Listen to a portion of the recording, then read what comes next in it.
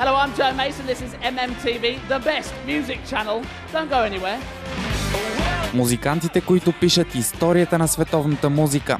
Интервюта и концерти, които няма да видите никъде другаде.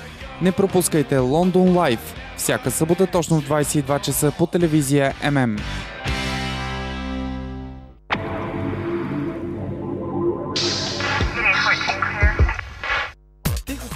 Азора вече е при мен. Здравей, Азора. Здравей. Как се чувстваш? Добре, много добре. На това топло студио тук.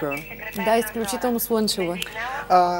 Ти хващаме те дни преди да се завърнеш в Италия, да. Точно, където живееш от отдавна. Какво От те... 5-6 години. От 5-6 години? Да. А как се случи всъщност? Ами аз заминах там да уча политология и така останах. И се почна да се занимаваш с музика? С музика, доста да, успешно. Всъщност аз се занимавах преди това с пене, там продължих. Ще ни разкриеш ли тайната? Какво те доведе тук в България този път? Ами всъщност аз доста често се връщам до България, защото имам много приятели, но по принцип харесвам много страната, защото все пак това е моята страна. Все пак си родена тук. Разбира се. Твоите песни са влизали в много денс компилации в Италия. Разкажи ни с кого работиш по парчета? Ами аз работя с различни диджеи от най-различни денс радиа. Това е радио МВО, радио диджей. Даже си донесла някои? Да. Те са около 10 на някъде, след това са излезни и в Чешката република, в Германия, в Хонг-Конг, обаче тези са специално италианските. И в момента в Италия много върви итало-денса или евроденса, така наречения. Сега в момента се сменя тенденцията с по-електронна музика, но по принцип това е, което се случва в Италия. А текстовете си остават на български? Да, текстовете са изцяло мои, са на български, защото аз по принцип и италианските слушатели, разбират ли текста, какво се случва вътре, да? Ами аз обикновено го превеждам, защото за италианците е малко труден български, а то си го пиша на латиница, не на кирилица, за да могат да разберат. Къде те възприемат според тебе по-добре? В Италия или в България, като певица и като човек? Ами, по принцип българите имат някакси разбиране за нещата, че ако правиш едно нещо, не можеш да правиш друго. В смисъл, че не приемат една личност, която е по-много странна. В смисъл, пише книги, може да работи в финансовата област или в правната област или пее нещо подобно.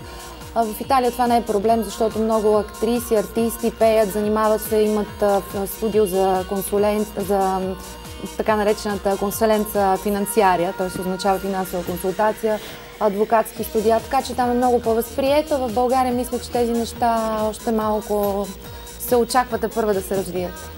Доста така италиански акцент вкараш в българския приятен. Ами не го забелязвам аз. Научила си, аз не го забелязвам. Научи ли италианския за тези 6 години? Ами да, перфектно говоря италиански. Това добре. На италиански, ако си говорим, ще ми е по-удобно. Да. Ами аз не разбирам италиански, но следващия път... да се смуща. Следващия път, когато дойдеш следващия път в предаването, значи ще съм го научил и ще си говорим на италиански. Ще става речник. Напълно италиански ще проведем интервюто. Разбрах, че тук в България се бъркат хората. Ми възприемат те, някои от слушателите възприемат като поп-фолк певица, ти всъщност нямаш нищо общо. Не. Аз нямам абсолютно нищо общо. Аз не харесвам това нещо, че примерно, когато един човек е облечен по определен начин, трябва да го възприема точно по този начин. Според мен един човек не може да има приоритет над някакъв тип дрехи. Това, че някой се облякал по някакъв, как да го изразя, в Италия се нарича паришенте, по-екстравагантен начин, но означава, че принадлежи към определена среда. Нали знаеш, по дрехите посрещат, по ума изпращат, има една така... Това е българска поговорка. Да, българска поговорка. Точно за това говорихме, нали, преди това, че е българска. Ти освен с пеене се занимаваш и с писане на книги, точно това ми обясни. Аз това започнах да се занимавам, всъщност с това започнах и след това преминах към пеене. Не си тръгнала по стъпките на Мадона да пишеш детски приказки? Не, преди Мадона бях аз. За какво пишеш? Ами, първите ми 2 книги бяха съвети към жените. Беше така наречената забавна психология, много модерна през 2000-та година. Излезнаха двете наведнъж 2000-та година. Бяха как да спечелим свой избранник, съвети към жените, които искат да завладеят определен тип мъж. След което издадох интимен хороскоп за всички през 2003-та. Тук в България?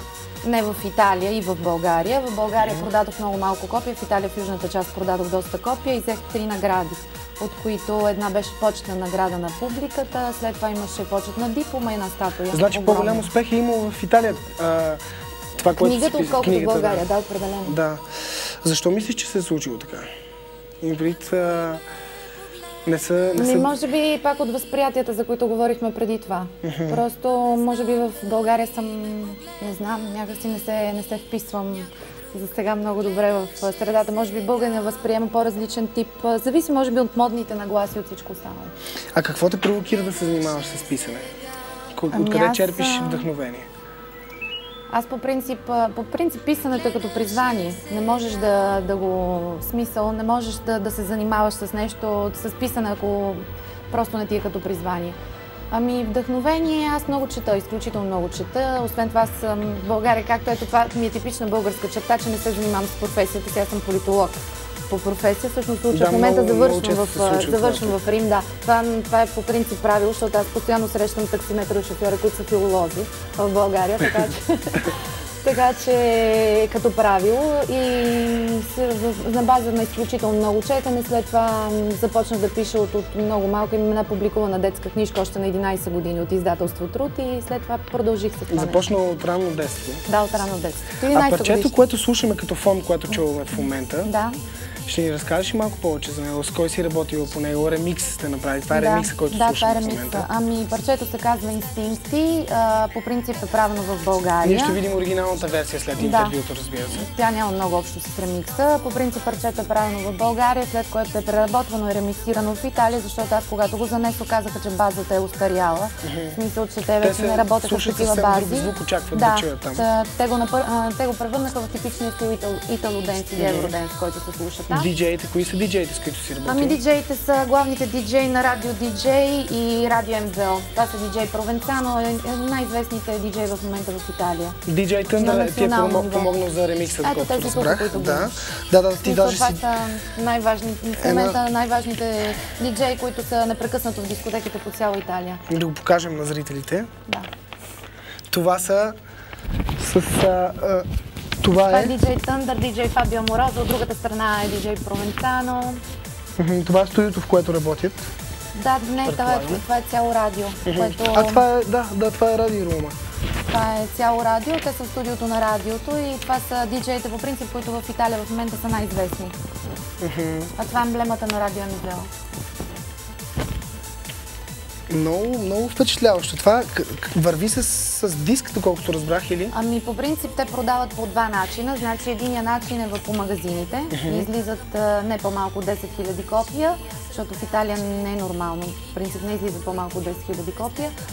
Следващия е по така нареченото инедикола. Тоест не знам как да се изразя. Тук не съм виждала. Като все за вестници и списания, където се продават. Будка, да, павилион. Да, павилион, точно така. И примерно те го качват с една огромна реклама и по този начин върват заедно с тези книжки информативни, на които има снимки на всички участници вътре и на всички певци на радиото и тези, които са вътре в компилейшъни. И текстовете на песни. Да се върнем към писането, определено те бива в това, защото си спечелила награда, даже не една, ами три. Спечелила си награда за една от книгите. Имам доказателства, да. Аз ти вярвам. Ние всички вярваме. Ние разбираме, всички вярваме в това. Не си ли мислила изцяло да се посветиш на писането? Да. Ами аз не мисля, че човек трябва да се посвети, да кажем, само в една област, ако може да върши няколко неща, е смисъл да ги върши добре, да има успех. Защото това пак е част от някакъв менталитет по-затворен. Аз смятам, че човек трябва принципно да се стреми да развива всичките си качества и колкото се може по-добре, ако му се отдава добре. В крайна сметка си решил да се занимаваш главно с музика?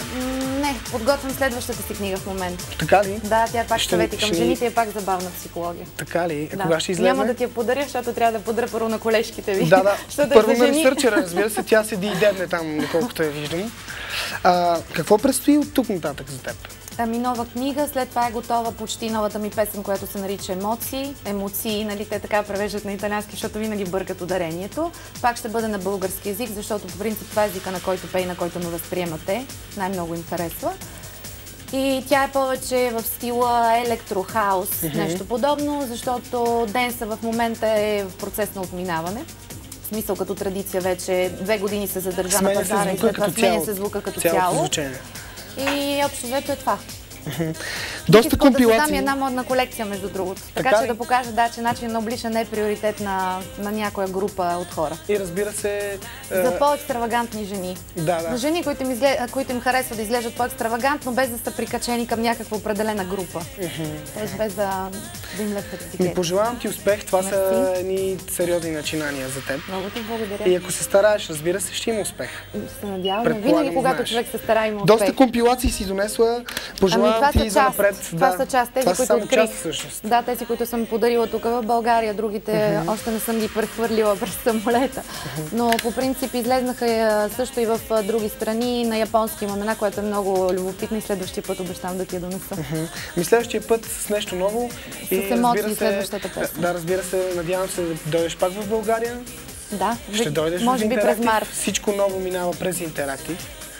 Идваш тук, представяме всичко, хората пак ще те видят и тогава вече тези, които имат някакви грешни предупреждения за тебе, ще се уверят всъщност... Грешни представи.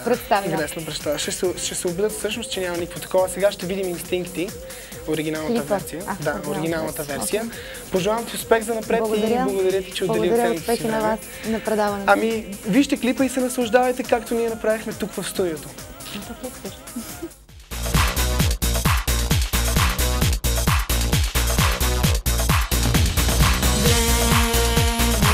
Сега е спряло.